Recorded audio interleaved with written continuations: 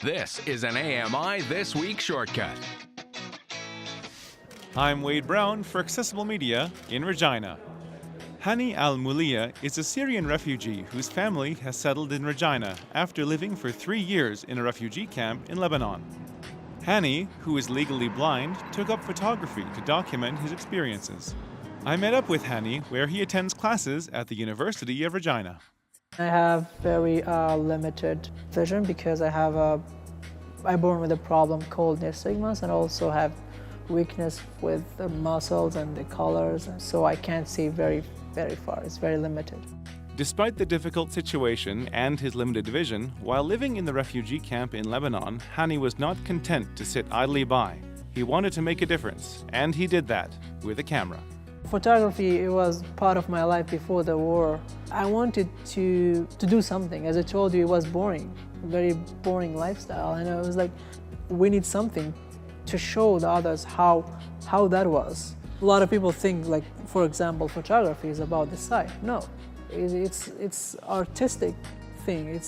It's something that you should think about it from different angle. Hany and his family have been living in Regina for more than 1 year.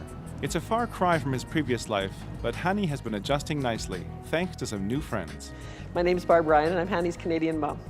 Barb met Hany through an organization that matches up local citizens with refugees to help them get set up in their new life.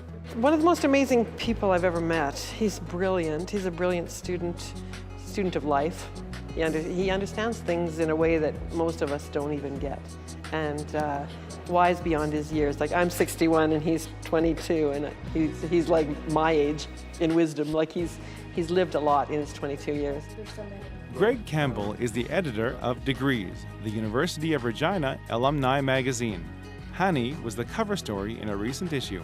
Part of the motivation for putting Hany in the story was also that we could share with our readers the real faces of Syrian refugees. I thought it might help educate people a bit about what all that world was about. You almost can't help but fall in love with the guy. I mean, he's such a gentle soul, but he's articulate, and he's a very compassionate guy.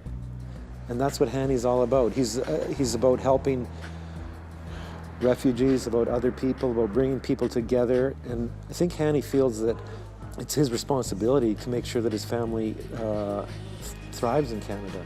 Hany explained what he hopes others will take from his story. To invest in yourself. I mean, that's the most important message that other people want to know, that they can find a lot of things in their self if they just look for that.